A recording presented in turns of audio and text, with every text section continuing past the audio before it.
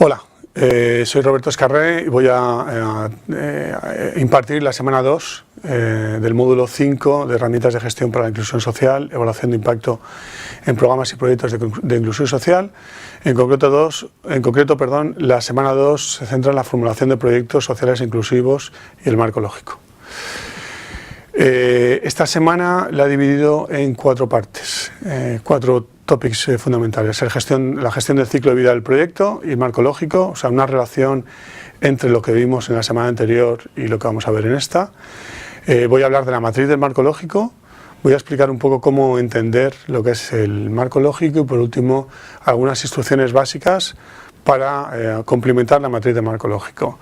Evidentemente, esta es una herramienta a veces un poco compleja en temas de cooperación, lleva bastante tiempo hacerse a la práctica, etc. Estas son unas herramientas muy básicas para manejar esta metodología y espero que sean útiles, pero también daré una bibliografía complementaria para completar estos conocimientos. Los resultados que espero obtener después de este módulo es que los alumnos conozcan las herramientas básicas para diseñar proyectos de inclusión social. Estas herramientas son muy similares. En la mayoría de las convocatorias o utilizan marco lógico o utilizan metodologías muy parecidas. Siguiendo con las fases identificadas en la gestión del ciclo de vida del proyecto que vimos anteriormente, en la que vimos la programación, identificación, formulación, financiación, ejecución y evaluación. Para la fase de formulación, la herramienta que más se utiliza sería el marco lógico. Esta herramienta lo que implica es una estructuración de los resultados de un análisis que hemos realizado en la fase que expliqué en la semana pasada, en la fase de identificación, que permite presentar de forma sistemática y lógica los objetivos y las actividades de un proyecto o de un programa. Con eso quiero decir que no solo se utiliza para proyectos, sino que también se utiliza para programas, para conjuntos de proyectos. El marco lógico lo que es una herramienta visual que establece relaciones coherentes entre las distintas actividades del proyecto, que permite conocer cómo funciona el proyecto de un vistazo y que además tiene un carácter analítico y coherente que facilita mucho la comprensión de lo que es la actividad que se va a desarrollar. Esa sería la matriz del marco lógico. Ahí tenemos las filas y las columnas que tenemos que rellenar. Tenemos un objetivo general, un objetivo específico, unos resultados y unos rendimientos, luego explicaré la diferencia, las actividades, los recursos, y de cada una de esas cuestiones tenemos que relatar indicadores, medios de verificación, hipótesis o supuestos. Vamos a explicar cada una de esas partes. Para entender el marco lógico tenemos que entender un poco cómo se puede leer. La lógica vertical, o sea, si leemos el marco lógico desde arriba hacia abajo, vamos a ver que se explica lo que pretendemos hacer y las relaciones causales entre las distintas partes del proyecto. Y se especifican las hipótesis e incertidumbres que muchas veces escapan a la gestión del proyecto, pero que son necesarias añadir.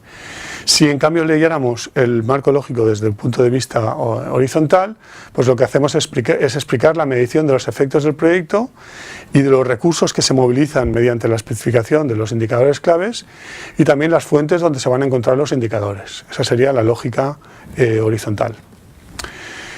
Una sugerencia a la hora de completar el marco lógico es la siguiente. O sea, a mí personalmente me gusta y creo que es más fácil empezar por la descripción del proyecto, es decir, por empezar por rellenando el objetivo general, después los objetivos específicos, después de los resultados y los rendimientos, por último las actividades. Después nos pasamos a la última columna y empezaríamos por orden inverso, rellenando las hipótesis y los supuestos, es decir, las hipótesis y los supuestos, las hipótesis de las actividades, de los resultados y de los rendimientos, de los objetivos específicos del objetivo general, y después nos pasaríamos ya a los indicadores, uno a uno, en todas las filas, y a los medios de verificación, que sería lo último que rellenaríamos. Voy a explicar muy brevemente en qué consiste cada una de esas partes. El objetivo general es el resultado que al que pretende contribuir el proyecto. Quiero decir, el objetivo general que enunciemos en un proyecto no es algo que se vaya a conseguir en la vida del proyecto, es el impacto que va a tener a lo largo del proyecto, y tiene que estar relacionada con las prioridades y con los objetivos específicos del programa. Un ejemplo que viene del caso práctico que vimos anteriormente del libro de Camacho, sería un ejemplo de objetivo general, sería la disminución de los niveles de delincuencia juvenil en el barrio de Los Chorrillos. Eso es un objetivo que no se pretende obtener enseguida, sino que va a ser un objetivo más global, y bueno, pues la forma de enunciarlo en este caso parece la correcta. El objetivo específico son los beneficios de utilizar los recursos del programa. Tienen que estar limitados en el tiempo, tienen que ser realistas y se tienen que conseguir durante la vida del proyecto. Tienen que estar evidentemente en línea con el programa del proyecto. El ejemplo del proyecto anterior sería los hábitos saludables de vida para los jóvenes del barrio de Los Chorrillos, o sea, conseguir esos hábitos saludables. Los resultados y los rendimientos son los resultados que se pretenden obtener durante la vida del proyecto. Los resultados son tangibles, pueden ser servicios, instalaciones, bienes de capital, etc. Están expresados habitualmente en términos cuantitativos, y los rendimientos son intangibles, son los efectos del proyecto a medio o corto plazo, y se suelen estudiar desde un punto de vista cualitativo, las nuevas habilidades, los métodos, las prácticas o las capacidades. Ahí ofrezco un par de ejemplos tanto de resultados como de rendimientos. Las actividades son las acciones, son las tareas que vamos a realizar para obtener los resultados que acabamos de explicar. Se deben planear y se deben presentar en orden cronológico. Tienen que tener un impacto intermedio, tienen que tener un resultado del proyecto, habitualmente están relacionadas unas con otras, tienen un orden. Y los recursos, que es la columna que tenemos justo a la derecha de las actividades, son los recursos financieros y humanos que necesitamos para ejecutar esas actividades. Ahí hay un ejemplo de una especie de lista de actividades que habitualmente se agrupan en paquetes de trabajo. Las suposiciones y los riesgos son los factores externos con potencial para influir o determinar el éxito o fracaso de un proyecto. Las suposiciones reflejarían unas situaciones deseadas y positivas, y los riesgos reflejarían situaciones negativas. Evidentemente, la estructura del proyecto debe reflejar esfuerzos para contrarrestar o limitar el impacto de los riesgos potenciales. Los indicadores de progreso son lo que son la base para la medición de los logros y del rendimiento del proyecto. Deben ser específicos, deben ser medibles y deben incluir objetivos ambiciosos y realistas que se pueden verificar de forma objetiva. Las fuentes de verificación van a ser los medios, las fuentes para recopilar que esos objetivos, que esos indicadores se cumplen.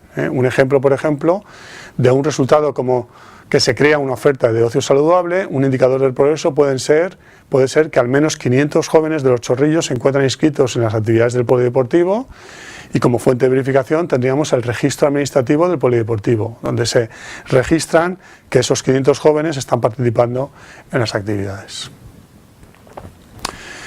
Las lecturas necesarias para completar esta semana son las siguientes. En primer lugar, para tener una visión completa de marco lógico, sugiero leer de las páginas 8 a 23 de Manual de Gestión del Ciclo Vida del Proyecto, porque tiene un desarrollo muy específico de estas partes que yo he ido resumiendo anteriormente. Para continuar con el caso de estudio que utilizamos en la sesión anterior, sugiero seguir y encontrar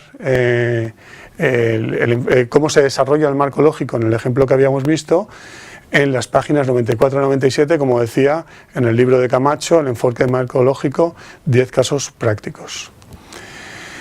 La bibliografía fundamental, volvemos otra vez al libro de Camacho, que yo creo que da bastante juego, el enfoque de marco lógico, 10 casos prácticos, el manual de gestión del ciclo de vida del proyecto, de la Comisión Europea, que también es un clásico, y por último, igual que en el anterior, el Project Cycle Management Guidelines de la Comisión Europea, publicado por European Cooperation Office. Eso sería todo por esta unidad. Muchas gracias por la atención.